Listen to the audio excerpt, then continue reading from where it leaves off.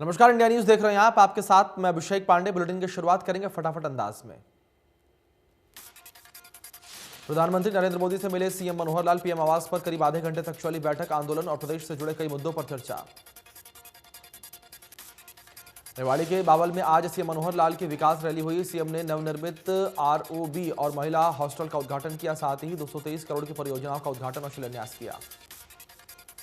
मुख्यमंत्री श्री मनोहर लाल ने बावल में सीएसआर के तहत मिली एम्बुलेंस को भी हरी झंडी दिखाकर नागरिक अस्पताल रेवाड़ी को समर्पित किया।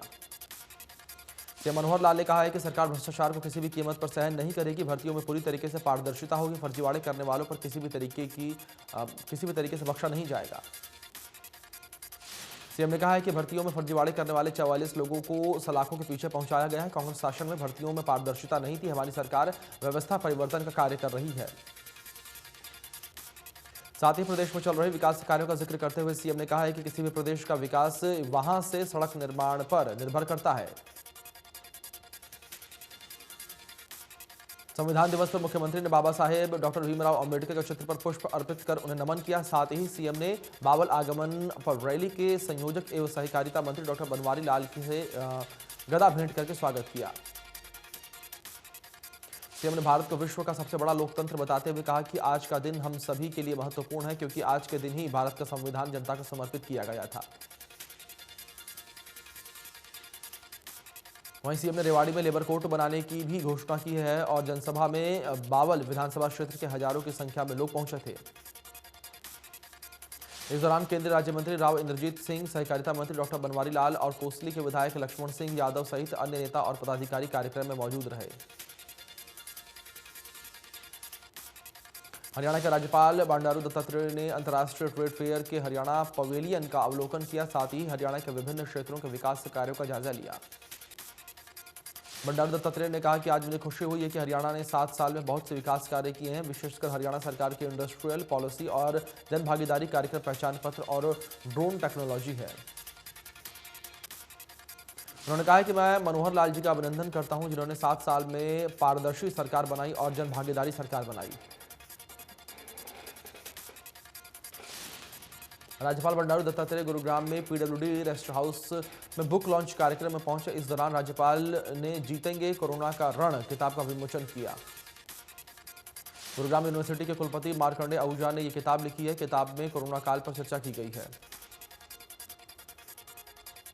संविधान दिवस के मौके पर नई दिल्ली में सरकार ने कार्यक्रम आयोजित किए हैं। संसद भवन में सेंट्रल हॉल में आयोजित कार्यक्रम में राष्ट्रपति और पीएम ने शिरकत की। पीएम मोदी ने कार्यक्रम को संबोधित करते हुए महात्मा गांधी और बाबा साहेब भीमराव अंबेडकर को नमन किया। पीएम मोदी ने कहा है कि राष्ट्र सबसे ऊपर था, तभी संविधान का निर्माण हो पाया है। कांग्रेस पर हमला बोलते हुए पीएम ने कहा कि आज कश्मीर में कन्याकुमारी तक एक सामान्य है सब। संविधान दिवस पर आयोजित कार्यक्रम में कांग्रेस ने समेत दर्जन भर से अधिक राजनीतिक दलों ने किनारा कर लिया है। देश की 14वीं विपक्षी पार्टी ने संविधान दिवस के कार्यक्रम का बहिष्कार किया। इनमें से Shiv Sena, NCP, Samajwadi party, Rajad, IUML और डीएमके शामिल है। 3 कृषि कानूनों के खिलाफ चल रहे किसान आंदोलन को आज 1 साल पूरा हो गया है। सरकार ने 3 कृषि कानूनों को वापस ले लिया है लेकिन अभी भी किसानों का आंदोलन जारी है। किसान संगठनों ने 1 साल पूरे होने के मौके पर दिल्ली की सीमाओं पर एकजुट होकर ऐलान किया है कि हरियाणा, पंजाब में भारी संख्या में किसान दिल्ली बॉर्डर पर पहुंचे हैं। राकेश टिकैत ने कहा कि पिछले 1 साल में किसानों ने कुछ नहीं खोया है, बल्कि एकजुटता पाई है। ये सब हमने 1 साल में सीखा है। सभी उत्पाद आधे दाम पर बिक रहे हैं। हमारे एमएसपी पर गारंटी चाहिए। दिल्ली बॉर्डर पर किसान आंदोलन का 1 साल पूरा हो गया है और 1 साल में किसानों ने रोटेशन पॉलिसी अपनाकर आंदोलन को मजबूत बनाए रखा। लेकिन कुछ किसान ऐसे भी रहे जो पूरे 1 साल तक दिल्ली बॉर्डर पर डटे रहे। आंदोलन के लिए जब पंजाब में से क्या कर चले थे कि या तो जीत कर आएंगे या फिर किसान झंडे में लिपट कर आएंगे।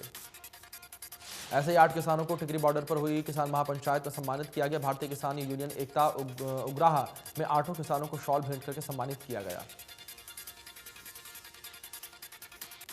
बहादुरगढ़ में किसान आंदोलन में मुस्लिम सिख समुदाय में भाईचारा दिखा। सिख मुस्लिम साझा मलेरकोटला पंजाब का संगठन पिछले 1 साल से किसानों के लिए लंगर लगा रहा है और आंदोलन खत्म होने पर ही लंगर खत्म होगा।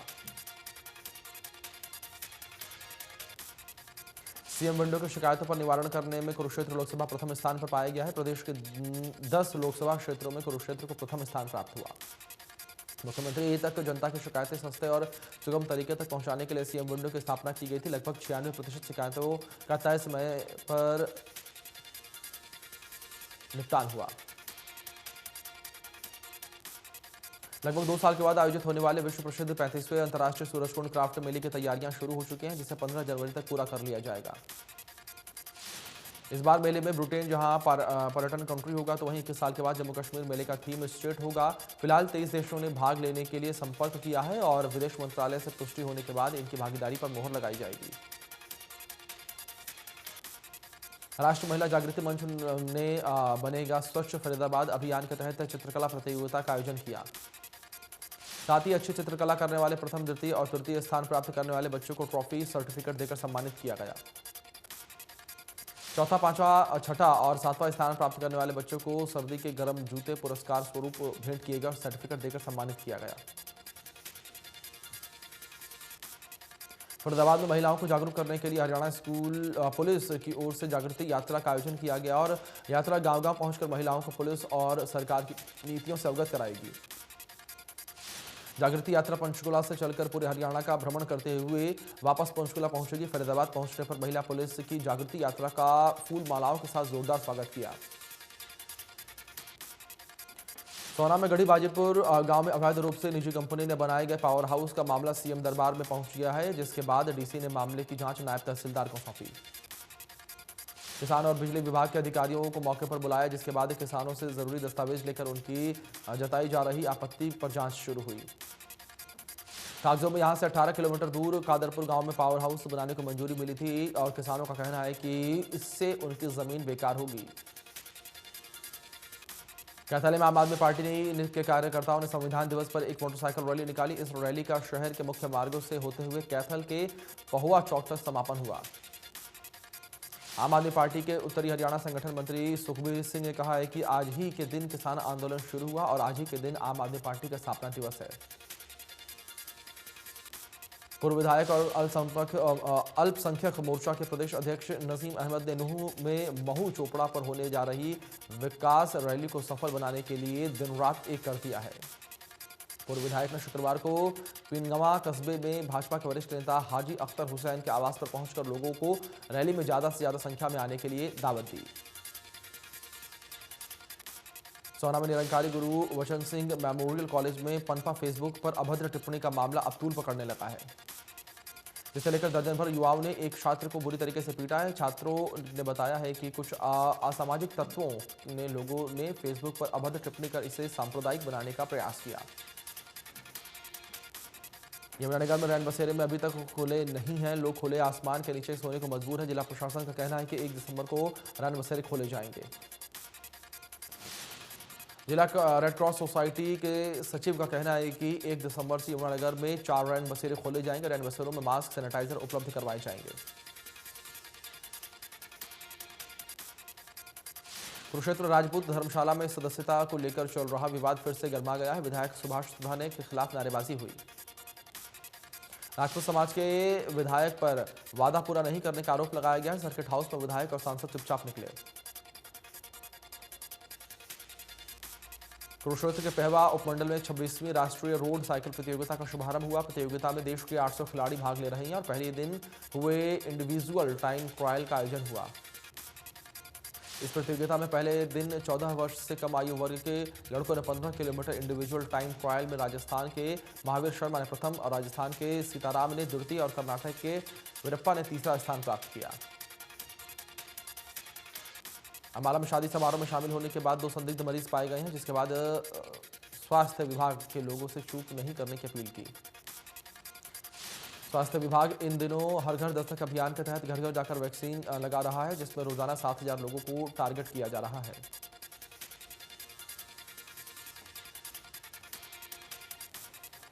देश में पिछले 24 घंटे में 9283 नए मामले सामने आए हैं। एक्टिव केस की संख्या 1,11,000 के पार है। 10,949 मरीज रिकवर हुए। 437 लोगों की मौत हो गई।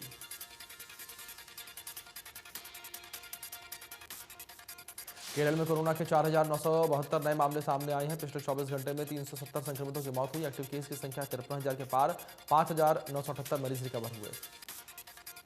दिल्ली में कोरोना के 27 नए मामले मिले हैं और एक्टिव केस 2,000 के पार, 28 मरीज रिकवर हुए।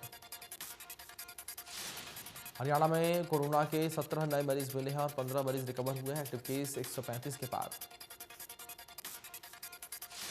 देश में कोरोना वैक्सीन की अब तक 120 करोड़ 27 लाख से अधिक डोज लग गई है। 77 करोड़ 65 लाख से ज्यादा पहली डोज लगी है। 42 करोड़ 62 लाख से अधिक दूसरी डोज लगी। स्वच्छता सर्वेक्षण के रिजल्ट ने करनाल नगर निगम की सफाई व्यवस्था की पोल खोलकर रख दी। सर्वेक्षण में नगर निगम 17वें नंबर से लुढ़ककर 86वें नंबर पर रहा। नगर निगम कचरा कलेक्शन, कूड़ा प्रबंधन, प्रोसेसिंग और सेग्रीगेशन, सार्वजनिक जगहों की साफ सफाई और प्लास्टिक वेस्ट के प्रबंधन में फिसड्डी रहा। स्वच्छता सर्वेक्षण के तहत सर्टिफिकेशन की कैटेगरी में करनाल को 1800 अंकों में से सिर्फ 500 अंक मिले। ये हालात तब हैं जब नगर निगम हर महीने तकरीबन 3 करोड़ रुपए स्पेशल सफाई प्रबंधों पर खर्च कर रहा है। दिल्ली एनसीआर में बढ़ते प्रदूषण पर लोगों ने कहा है कि सड़कों पर जब तक पुरानी गाड़ियां और हैवी व्हीकल्स चलते रहेंगे, प्रदूषण कम नहीं होंगे। जाखल चंडीगढ़ मुख्य मार्ग पर लगे ट्रक यूनियन के सामने को सड़क सुरक्षा नियमों का उल्लंघन करने वाले वाहन चालकों के चालान काटे गए। Tohana traffic police incharge Sukhdev Singh ने बताया कि उच्च अधिकारियों के निर्देशानुसार यह अभियान चलाया गया है, जिसमें ट्रैफिक पुलिस ने पूरे स्टाफ के सहयोग से जाखल चंडीगढ़ रोड पर नाकाबंदी की। इसमें सड़क सुरक्षा नियमों की अवहेलना करने वालों के प्रति चालान भी काटे गए हैं। वहीं कोहरा अधिक होने से सामने से आ रहे वाहन का पता लगने के लिए वाहनों के रिफ्लेक्टर भी लगाए गए। पानीपत में सिविल अस्पताल में कर्मचारियों ने अपनी मांगों को लेकर प्रदर्शन किया। आरोप है कि ठेकेदार की दबंगई के चलते 14 कर्मचारियों को नौकरी से निकाल दिया गया। कर्मचारियों का कहना है कि उन्होंने कोरोना काल में मरीजों की देखभाल की, लेकिन ठेकेदारों की मनमानी के चलते उनकी अनदेखी की जा रही है। फतेहाबाद के एसपी सुरेंद्र सिंह भूरिया रतिया पहुंचे और थाने का निरीक्षण किया। एसपी ने कहा है कि दिल्ली, राजस्थान, पंजाब के रास्ते रतिया का नशा तस्कर करने वालों पर कड़ी कार्रवाई होगी। एसपी ने कहा कि पंजाब सीमा के साथ लगते रास्तों पर विशेष नाकाबंदी कर अभियान चलाया जाएगा। एसपी ने कहा है कि नशे को जड़ से खत्म करने के लिए लोगों का भी सहयोग जरूरी। एसपी ने कहा कि जाम की समस्या से निपटने के लिए लोगों को जागरूक किया जाएगा। इसके अलावा पुलिस की तैनाती भी की जाएगी और हुड़दंग मचाने वालों को बख्शा नहीं जाएगा। करनाल में डायल 112 में फर्जी शिकायतें मिलने की वजह से पुलिस की दिक्कतें बढ़ गई हैं, जिसकी वजह से पुलिस का काफी वक्त खराब हो रहा है। डायल 112 पर पारिवारिक और झूठी शिकायतें मिल रही हैं। बता दें कि 15% शिकायतें नकली मिली हैं। हांसी से मसूदपुर रूट पर बस की समस्या को लेकर स्कूल कॉलेज के छात्र छात्राओं ने हांसी बस स्टैंड के मेन गेट का ताला जड़ दिया और प्रदर्शन करते हुए हांसी हिसार रोड को जाम कर दिया। रोड जाम की सूचना पर पुलिस बल मौके पर पहुंचा और प्रशासन पर प्रदर्शन कर रहे बच्चों को समझाने का प्रयास किया गया। साथ ही कुछ छात्र छात्राओं को हिरासत में भी लिया गया। फरीदाबाद क्राइम ब्रांच ने बड़ी गाड़ियों के गुलेल से शीशे तोड़ चोरी करने वाले आरोपी को पकड़ने में बड़ी सफलता हासिल की। क्राइम ब्रांच सेक्टर 30 ने आरोपी को फरीदाबाद के पल्ला से गिरफ्तार किया है, जिसके कब्जे से कई बैग, एक लाइसेंसी रिवॉल्वर, 5 जिंदा कारतूस और एक देसी कट्टा बरामद किया। कंज्यूमर ग्रीवेंस रिटेल फोरम के तत्वाधान कस्बे में 33 केवी कार्यालय का खुला दरबार का आयोजन किया गया। खुला दरबार में करीब 13 शिकायतें आई, जिनका मौके पर निवारण किया गया। अधिकारियों ने बताया कि विद्युत उपभोक्ता को सहूलियत के लिए कंज्यूमर ग्रीवेंस रिटेल फोरम के समक्ष शिकायतें सुनी जाएंगी और मौके पर इनका निपटारा भी कराया जाएगा। गुरुग्राम के सेक्टर 10 में चोरों का आतंक जारी है और चोरों ने हरसरू के मकान में ताला तोड़कर लाखों की चोरी की, 50,000 की नकदी भी लेकर फरार हो गए। चोरी की वारदात सीसीटीवी कैमरे में कैद हो गई है। पुलिस ने मामला दर्ज कर जांच पड़ताल शुरू कर दी है। 1 महीने में चोरी की तीसरी वारदात है। मेहंदीगढ़ जिले के आकोदा गांव में दहेज मांगने को लेकर विवाद हो गया है और वधु पक्ष की शिकायत पर आकोदा गांव में पंचायत का आयोजन हुआ और लड़के वालों के खिलाफ शिकायत दर्ज कराई गई।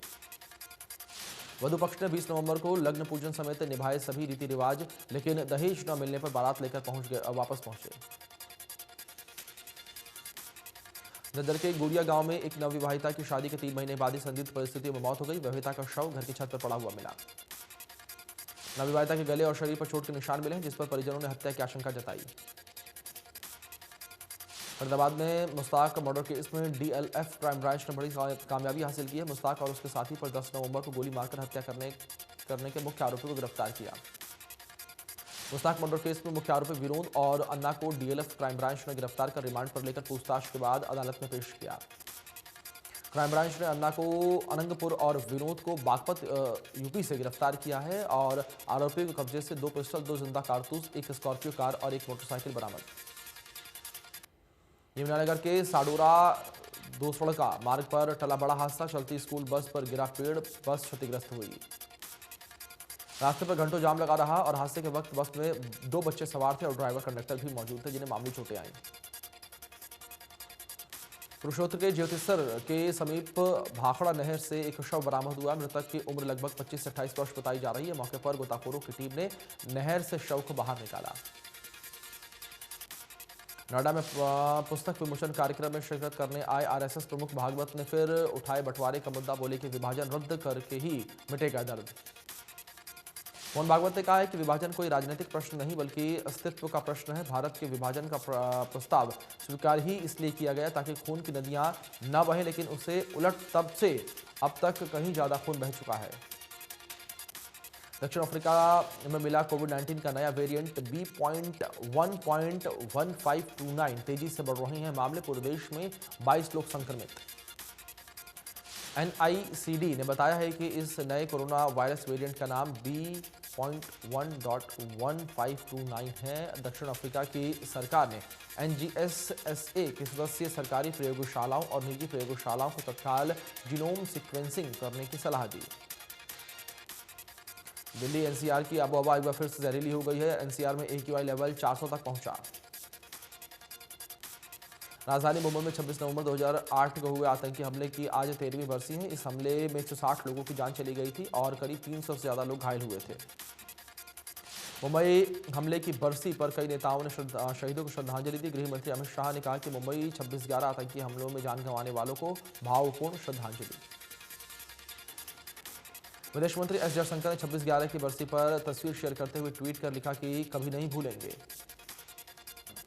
जम्मू कश्मीर में LOC पर घुसपैठ की कोशिश नाकाम साबित हुई है। सेना ने एक आतंकी को मार गिराया। बांग्लादेश के चट्टवांग से 175 किलोमीटर पूर्व भूकंप के तेज झटके महसूस किए गए हैं। भूकंप की तीव्रता रिएक्टर स्केल पर 6.3 मापी गई।